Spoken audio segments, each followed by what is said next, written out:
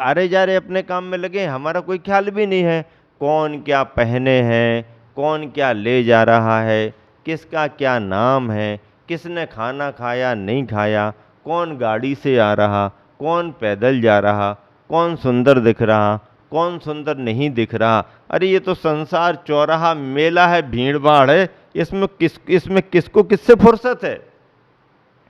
और हजारों व्यक्ति सुबह से शाम तक तुम्हारी नज़र में आते हैं, लेकिन फिर भी तुम्हारा उपयोग किसी पर टिकता नहीं। कहाँ कहाँ टिकाएंगे, किस किस से बात करेंगे, नहीं। लेकिन कभी कभी तुम्हारी नज़र भी किसी पर पड़ जाए तो नज़र पड़ते ही साथ, नज़र पड़ते साथ, नज़र पड़ते साथ तुम हतप्रभ होने लगे, अरे अरे अरे, विस्मय विस्मय विस्मय, आश्चर्य आश्चर्य आश्चर्य, ऐसा कभी देखा ही नहीं, अरे ये क्या है, ऐसा है वैसा है, अरे ये तो हमको बहुत अच्छा लग रहा, ये तो हमें होना ही चाहिए। ऐसा वैसा करके जो उपयोग तुम्हारा अटकने लगता है, वही अटकी हुई नज़र तुम्हारे को भटकाने वाली हो जाती है। नज़र जहाँ अटकी, जिंदगी वहीं पर भटकी। क्या? नज़र जहाँ पर अटकी और जिंदगी वहीं पर भटकी। नज़र जहाँ तुम्हारी रुकने लगी, बार बार रुकने लगी, तो समझ लो तुम्हारा उपयोग चंचल होने लगा, परिणामों में अस्थिरता आने लगी, मोह का संस्कार तुम्हारे को प्रभावित करने लगा, और वह राग की दृष्टि तुम्हारे को कर्म बंध का कारण बनेगी। और वो जो नज़र अटक गई राग में, वहीं पर तुम्हारी जिंदगी भटक गई। रामचरितमानस में भी ऐसी बात लिखी है, तुलसीदास जी ने लिखी है, भूमि परतवा डावर पानी, भूमि परतवा डावर पानी, जिमि जीवहि माया लिपटानी। इसका मतलब क्या हो गया? उन्होंने ये लिखा कि पानी जमीन पर आकर के गिर जाए, गड्ढों में भर जाए, तो पानी खराब हो जाता है, अशुद्ध हो जाता है। पानी तो स्वभाव से साफ सुथरा है, पानी तो स्वभाव से निर्मल है।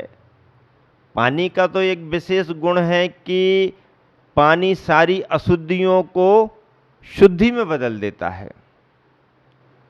किसी भी तरह की तुम्हारे पास अशुद्धि क्यों ना हो, पानी तुम्हें शुद्ध बना देता है।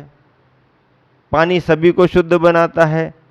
पानी इसलिए अपने आप में शुद्ध है कि वह पानी दूसरों को भी शुद्ध बनाने की क्षमता रखता है। पर ऐसा पानी भी अशुद्ध कब हो जाता है?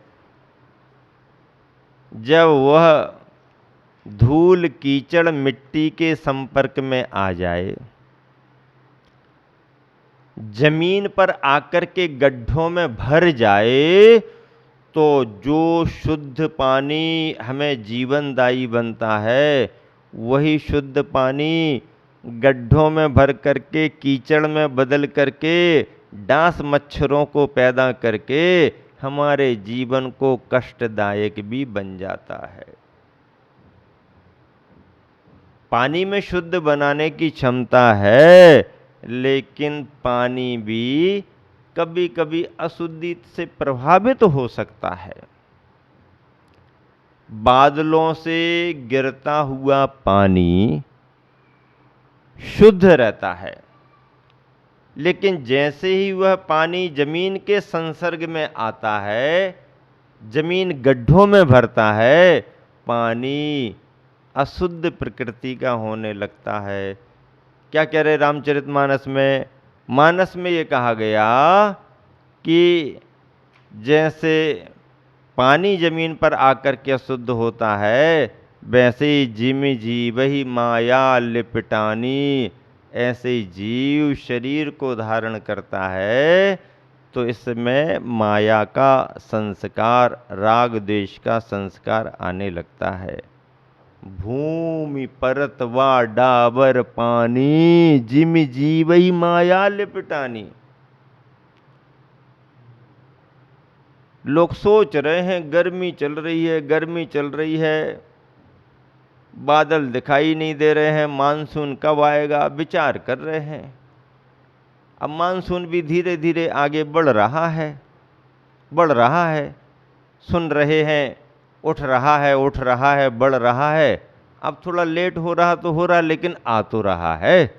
कहीं कहीं से समाचार तो आने लगे हैं, कहीं कहीं बादल काले काले होने लगे हैं, कहीं कहीं थोड़ा थोड़ा पानी गिरने लगा है, कहीं कहीं पानी गिरने से थोड़ी ठंडी ठंडी हवा आने लगी है।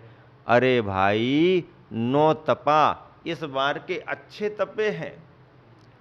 और जिस वर्ष 9 तपा रोहिणी नक्षत्र के 9 तपा अच्छे तप जाएं, उस वर्ष बारिश भी अच्छी होती है। और 9 तपों में पानी गिर जाए, 9 तपा पूर्ण रूप से तप ना पाए, रोहिणी नक्षत्र पूरा हीटेड गर्म ना हो पाए और बीच में ही बारिश आ जाए, तो फिर बारिश खंडित होती है, ऐसा ज्योतिष शास्त्र कहता है। इस बार ऐसा सुनने में कहीं नहीं आया कि तपों के समय में कहीं पर बारिश हुई हो। अब मानसून के संकेत मिल रहे, लेकिन मानसून के संकेतों का कोई भरोसा नहीं। आदमी तो भटकते ही भटकते हैं, कभी कभी मानसून भी भटक जाते हैं। हाँ, आदमी तो भटकते ही भटकते हैं, कभी कभी तो मानसून भी भटक जाते हैं। अब मानसून भटक जाए तो उसको फिर रास्ता दिखाने वाला कौन? आदमी भटक जाए तो उसको तो रास्ता दिखाने वाली जिनवानी है, गुरु महाराज हैं। ऐसा नहीं करना, ऐसा करना, ये करो, ऐसा मत करो, ये करो, ऐसा मत करो। आदमी भटक जाए तो कोई रास्ता दिखा सकता है। हालांकि आदमी ज़्यादा भटकते हैं, जानवर ज़्यादा नहीं भटकते। जानवरों को अपने सारे रास्ते मालूम रहते, अंधेरे में भी जानवर अपनी जगह पर पहुंच जाता है। जानवरों में कभी भी टकराहट नहीं होती, ऐसा सुना क्या कभी? जानवर कभी भटक भी जाए तो भी अपनी स्मृति से रास्ता निकाल लेता है, उसकी भी स्मृति होती है। और हम लोगों ने तो देखा, वर्धा में चातुर्मास के समय देखा छतों पर जाकर के कि शाम शाम होते होते हजारों क्या लाखों तोता लाखों तोते लौट लौट करके झुंड के झुंड 1 घंटे तक चले आ रहे, हजारों के झुंड में आते, पर कभी कोई तोता दूसरे से टकराता नहीं।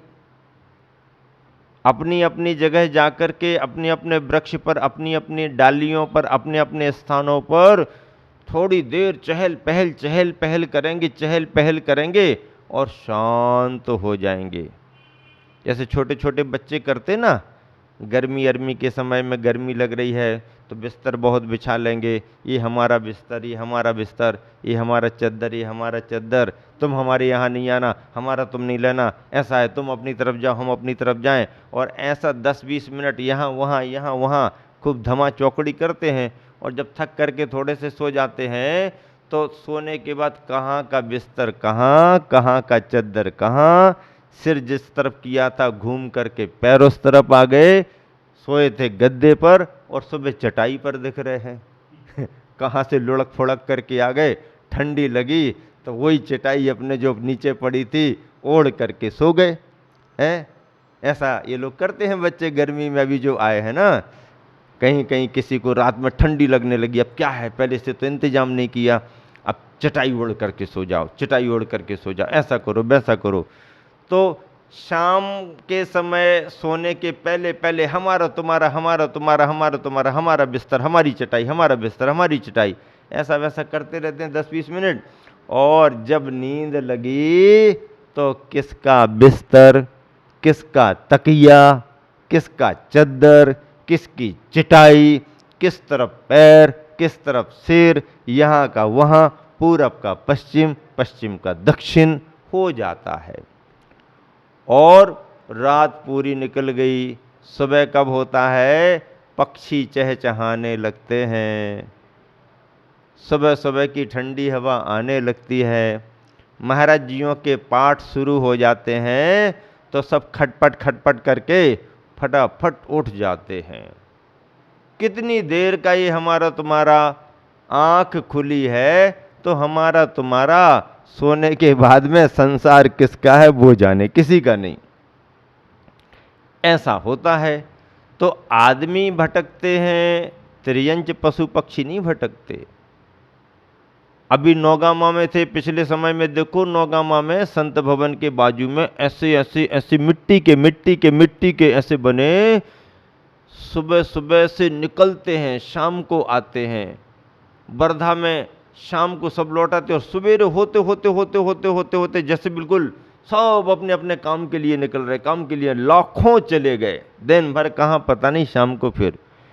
नौगामा में भी कैसे इंजीनियरिंग से चिड़ियों ने ऐसे मिट्टी के घोंसले बनाए, इंजीनियर फेल हो जाए, वातानुकूलित जगह बनाई, कितनी हवा चले कितनी आंधी पानी चले कोई फर्क नहीं पड़ता, और दिन भर दाना पानी करने के बाद में वो सारी चिड़ियाँ हजारों की संख्या में, जगह कितनी सी 30 बाई 20 की होगी, इतने में हजारों ऐसे ऐसे लगे हुए सब अपने अपने उसमें अपने अपने 5-10 मिनट खरबर यहाँ वहाँ, यदि लाइन पूरी क्लियर नहीं मिली तो यहाँ वहाँ घूमेंगे, घोंसलों में बैठ जाते, रात निकाल लेते, और सुबह होते होते सब निकल करके चले जाते। उनमें कभी नहीं होता, उनकी दिशाएं बनी हुई हैं, सब उनका अपना आप चलता रहता है। ऐसा करके त्रियंच पशु पक्षी भी अपनी लाइन से चलते हैं, भटकते नहीं। आदमी पता नहीं क्यों कितना भटकता रहता है। कई लोग तो इसीलिए ही भटकते रहते, उनको पता ही नहीं कि कहाँ जाना है, फिर वहीं आ गए, फिर घूम करके फिर वहीं, पता नहीं कहाँ जाना। कोल्हू के बैल की तरह पट्टी बंधी है आंखों पर, घूम घूम करके वो सोच रहा है अब तो मीलों पार कर गए, अब तो ये गांव, ये कोल्हू का तेली का स्थान छूट गया। लेकिन आंख से पट्टी खुलती है तो शाम को फिर देखता है, अरे यही तेली खड़ा है, यही कोल्हू, फिर यहीं पर रहना है। घूम घूम करके वहीं रहता है।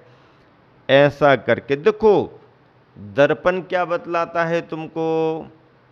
दिशा सूचक यंत्र तो हमें ये बताता है कि हम कहाँ पर भटके हैं। दिशा सूचक यंत्र क्या बतलाता है कि हम कहाँ पर भटके हैं, लेकिन गुरु का ज्ञान हमारे लिए बतलाता है कि भटका हुआ कौन है। कहाँ भटके हैं ये महत्वपूर्ण नहीं है, भटका हुआ कौन है। भटका हुआ कौन, ये ज्ञान सम्यक ज्ञान जिनवानी गुरुओं के द्वारा हमारे लिए मिलता है। तो पद्यानुवाद में आचार्य श्री कह रहे हैं, यद्यपि मनुज की मोह भाव से सुप्त चेतना होती है, यद्यपि मनुज की मोह भाव से सुप्त चेतना होती है, विराग पहली दृष्टि दूसरी राग रंगिनी होती है, बादल दल से गिरती धारा, बादल दल से गिरती धारा प्रथम समय में बिमला हो, बादल दल से गिरती धारा प्रथम समय में बिमला हो, ज्यों ही धरती को आछूती, ज्यों ही धरती को आछूती, धूमिल पंकिल समला हो। धूमिल होती, पंकिल होती, समल मलवान हो जाती है। ऐसी ये नीति गुरुवर इसलिए बता रहे हैं कि पहली दृष्टि निर्विकार होती है, और निर्विकार की दृष्टि में कोई राग द्वेष न होने के कारण कर्म बंध नहीं होता है, पर हमारी दृष्टि में जो अच्छा लगने लगता है, बुरा लगने लगता है, बार बार आज देखने का भाव या प्रतिकार करने का भाव होता है, तो ये हमारी दृष्टि विकारमय हो जाती है, सरागमय हो जाती है, इससे कर्म बंद होता है। अगली नीति गुरुवर आचार्य श्री कह रहे हैं, बहुत अच्छी नीति आ रही, बहुत अच्छे उदाहरण के साथ। यथा पृथिव्याम करिणो नरावा, दृष्टिम गता श्रीफल मत्तुमीसाः। यथा पृथिव्याम करिणो नरावा, दृष्टिम गता श्रीफल मत्तुमीसा, हंसा ही मुक्ता फल भोजिनः स्युः, सिता समित्यायुतकाह्यनासाः। यथा जिस प्रकार पृथिव्याम पृथ्वी पर दृष्टिम गताः देखने की दृष्टि शक्ति को प्राप्त करिणा हाथी, जिस प्रकार पृथ्वी पर देखने की दृष्टि यानी शक्ति को हाथी और नराह मनुष्य श्रीफल अत्तुम खाने के लिए ईसाह समर्थ हैं। सिताहंसा श्वेत हंस ही निश्चय से मुक्ताफल भोजनासु मोती चुगने वाले होते हैं, और विवेक दृष्टि चारित्र को प्राप्त संत मनुष्य ही अनासाह आशा रहित समित्या समिति से समता से युतकाह युक्त मोक्ष फल का भोग करने वाले सिता उज्ज्वल भाव से युक्त होते हैं। कितनी अच्छी नीति बताई गुरुवन ने। क्या बताया? जिस प्रकार पृथ्वी में दृष्टि देखने की शक्ति को प्राप्त हाथी में विशेष रूप से देखने की सामर्थ्य है। हाथी बलशाली है, शाकाहारी है, भद्र परिणामी है। हाथी को वैसे क्रोध ज़्यादा नहीं आता, पर आ जाए यदि तो फिर कंट्रोल करना मुश्किल होता है, क्योंकि हाथी हाथी ही है। शकुन शास्त्र में भी हाथी का महत्व है। यहाँ पर आचार्य श्री कह रहे हैं नीति में कि जिस प्रकार पृथ्वी में दृष्टि यानी देखने की शक्ति को प्राप्त हाथी और दृष्टि विचार शक्ति को प्राप्त मनुष्य श्रीफल नारियल पक्ष में लक्ष्मी का फल खाने में समर्थ हैं। हाथी और मनुष्य दोनों ही श्रीफल को और श्री यानी लक्ष्मी को प्राप्त करने में समर्थ हैं। उसी प्रकार सफेद हंस और समता भाव से युक्त आत्मा वाले अनास आशा रहित साधुजन मुक्ताफल भोजी होते हैं। हंस मुक्ताफल मोती चुगते हैं और साधु मुक्ति रूपी फल मोक्ष का अनुभव करते हैं। बहुत अच्छी बात बताई।